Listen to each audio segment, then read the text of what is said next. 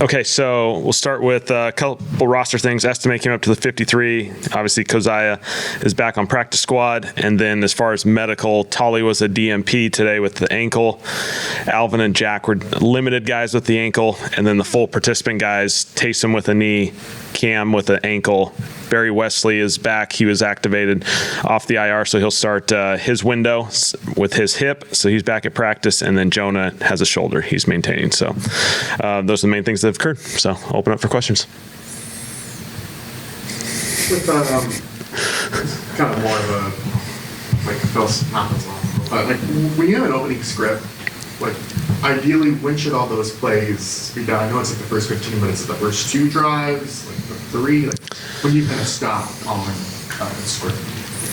Yeah, you're gonna have an opening, 15 to 20 plays. Obviously, third downs are somewhat separate from the first and second down plays, and then you're rolling through it. Obviously, circumstances you have to shift within it. It's not a 1, 2, 3, 4, 5, 6, 7, 8 straightforward, but hopefully that puts you through 2 or 3 series. If you have 2 really long, successful series, that really fleshes you out, and then you move on to the next component of it. Are there anything you're seeing with kind of the opening drives particularly? Or just, I know you're asking about the slow flags on Monday, but yeah, anything more since reviewing it? Yeah, continue to study it. We got execute, get some cleaner ops, just get some freebies, and get the sense of urgency going. So we'll obviously do everything we can to get that.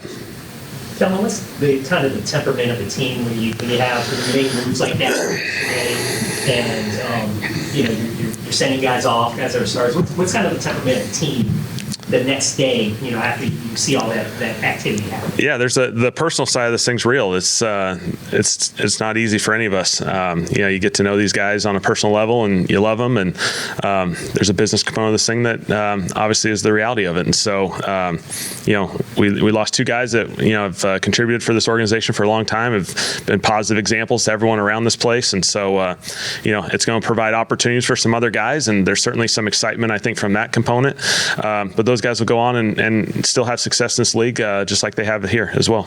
Kellen, you and Mickey both said recently that you were trying to develop young players while still trying to win on Sundays. Yep. And I'm sure that never changes.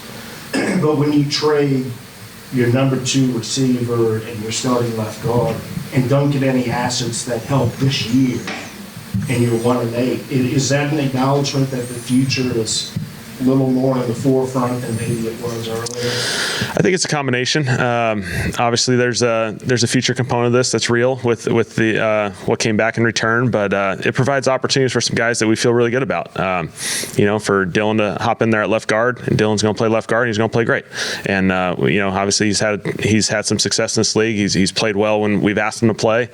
Receiver room, Vele, Tip, Cooksey, like those guys are going to obviously play more snaps naturally. The snaps will get distributed to those guys, and so their roles will increase, which we have a lot of confidence in those guys as well. And so, obviously I think you can, like you said, you can compete and go after each and every one of these games like we always do, and still provide yourself with something in the future as we develop this thing.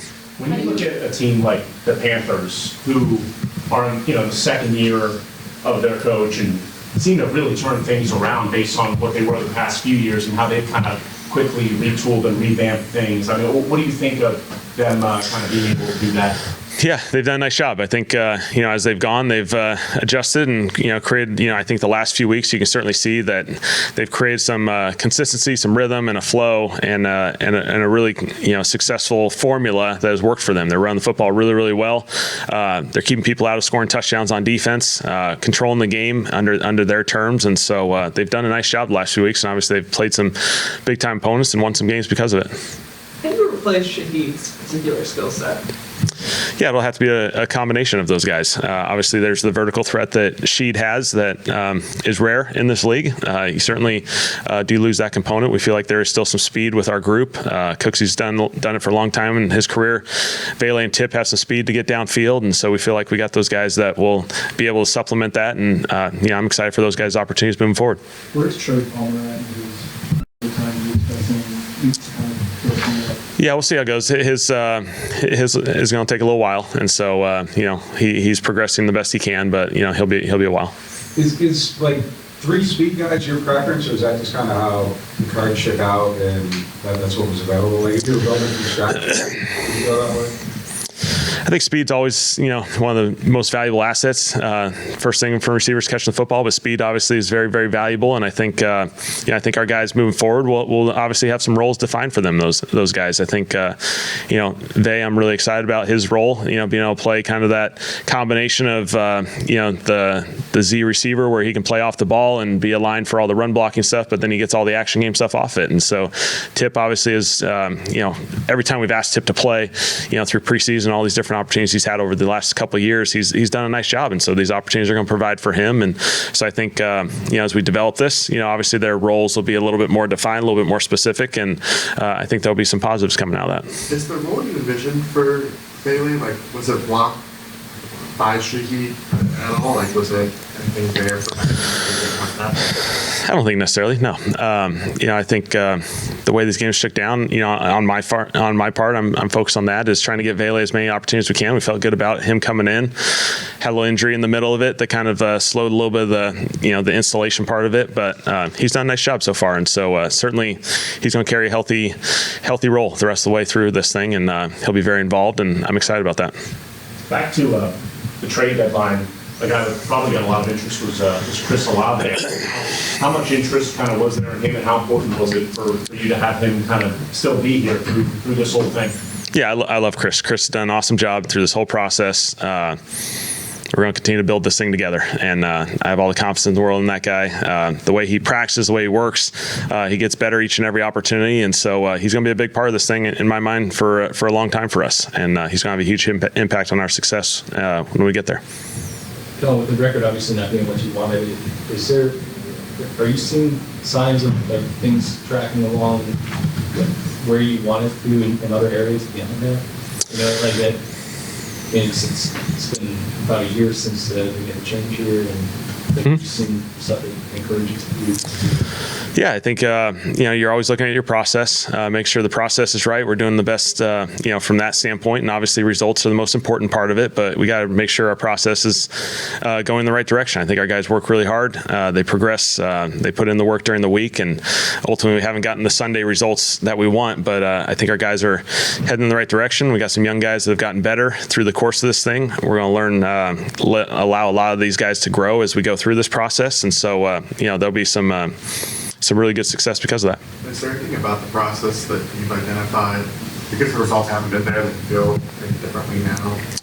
Yeah, you're just finding every little opportunity to get better. I don't think necessarily there's always these big overarching themes. There's how we practice, how we meet, how we walk through, how we get ready for Sundays. Can we get better in those aspects? Talking about starting fast, we got to find a solution there. What are we doing? What are the little things that we can potentially do to help increase that opportunity? What Can you just explain the play call the other day with Taysom on 4th and 2, and why you'd rather have that than, say, like, evaluate Shuck in that situation? Yeah, short yardage situation. Yeah, 4th down. Felt good about the run. Felt like we had a great opportunity there to get a first down, and then you basically got 4 downs to go score after that. And so it didn't turn out the way we wanted to. I got to do a better job there. Didn't give ourselves the opportunity. But like, how do you weigh that with it's a young quarterback? In theory, you should want. Yeah, we're trying to go win a football game. We're trying to win the football game, and Tyler's going to have plenty of 3rd and 4th downs through that whole entire game that he's going to, he had plenty already, and he's going to have plenty moving forward as well. And so, again, we're trying to go win football games, and Tyler's going to get to grow in a ton of experiences as he goes through this. Is that a little, just in terms of when to put Taysom in and when to leave him on the field, and it's in terms of, probably don't want to put the quarterback in the 3rd and 9, cold up pitch, like, how do you balance it? Yeah, there's a little bit of balancing act of it. We want to try and create some flow so, Taysom can stay in for a couple plays, which we did at one point in that game, and then the situational football stuff, whether it's short yardage, red zone, there's a few specific areas that obviously Taysom tends to play, specifically in, and he's had a lot of success because of that, so.